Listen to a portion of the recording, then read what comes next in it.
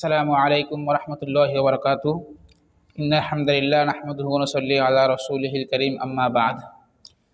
আমরা অনেক মানুষ এরকম আছে যারা সব সময় সারা জীবন বিপদের মধ্যেই লেগে থাকে।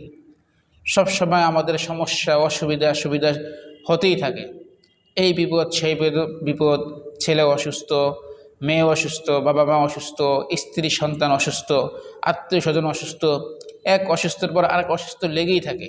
একটা বিপদের পরে আরেকটা বিপদ লেগেই থাকে। তো এই বিপদ থেকে আমরা কিভাবে উদ্ধার পাবো, এই বিপদ থেকে আমরা কিভাবে পরিত্রাণ পাবো, বাঁচবো? কারণ সারা জীবন তো আর এক বিপদ নিয়ে বেঁচে থাকা যায় না, এটা অনেক কষ্টকর। কারণ সাংসারিক ঝামেলা রয়েছে, পারিবারিক ঝামেলা রয়েছে, আরও কত ঝামেলা রয়েছে। তারপরও যদি একের পর এক বিপদ থাকেই লেগেই থাকে, তাহলে সেটা অনেক বড় সমস্যা এবং অনেক ক্ষতির কারণ। সেজন্য এখন আমাদের করণীয় কি?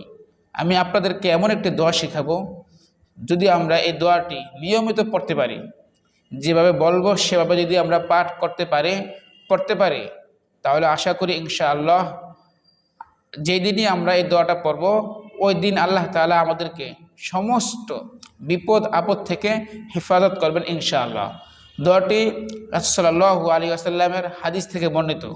রাসূল সাল্লাল্লাহু আলাইহি ওয়াসাল্লাম বলেছেন, যদি কোনো ব্যক্তি ফজরের নামাজের পরে এই দোয়াটি 3 বার পাঠ করে, তাহলে মাগরিব পর্যন্ত ওই বান্দাকে আল্লাহ তাআলা সমস্ত বিপদ আপদ থেকে হেফাজত করবেন, রক্ষা করবেন।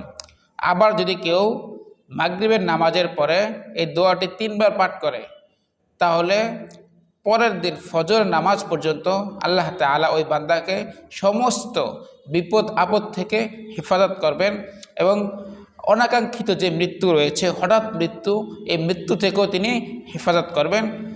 তো শর্ত হলো নামাজ পড়তে হবে। যদি আমি মাগরিবের নামাজ না পড়ে দোয়াটা পাঠ করি, তাহলে আমার এই দোয়ার কোনো কাজে আসবে না। আবার যদি আমি ফজরের নামাজ না পড়ে ঘুমিয়ে বিছানায় ঘুমিয়ে লেপের নিচে বসে যদি আমি দোয়াটা পড়ি, তাও কোনো কাজে আসবে না। শর্ত হলো নামাজ পড়তে হবে। তো দোয়াটি কি? দোয়াটি হলো ফজরের নামাজের পরে 3 বার পড়বেন। বিসমিল্লাহিল্লাযী লা ইয়াদুররু মা'a ইসমিহি শাইউন ফিল আরদি ওয়ালা ফিস সামাই ওয়া হুয়াস সামিউল আলিম।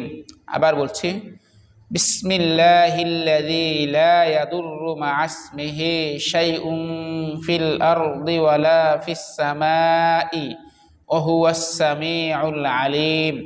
আমার সাথে পড়ুন, ইনশাআল্লাহ আপনাদেরও মুখস্থ হয়ে যাবে। বিসমিল্লাহিল্লাযী লা ইয়াদুররু মা'a ইসমিহি শাইউন ফিল আরদি ওয়ালা ফিস সামাই ওয়া হুয়াস সামিউল আলিম। প্রত্যেক দিন ফজর নামাজের পরে 3 বার পড়বেন এই দোয়াটি।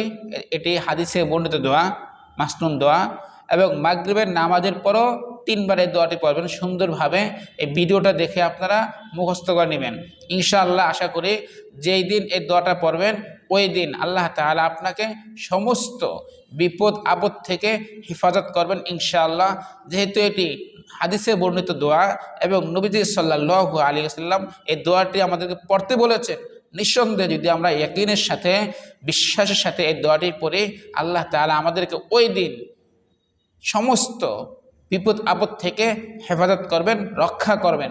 বিপদটা যত বড়ই হোক না কেন, যেহেতু রাসূল সাল্লাল্লাহু আলাইহি ওয়াসাল্লাম বলছেন যে দোয়াটিকে পড়লে তাকে অবশ্যই আল্লাহ তাআলা বিপদ থেকে রক্ষা করবেন।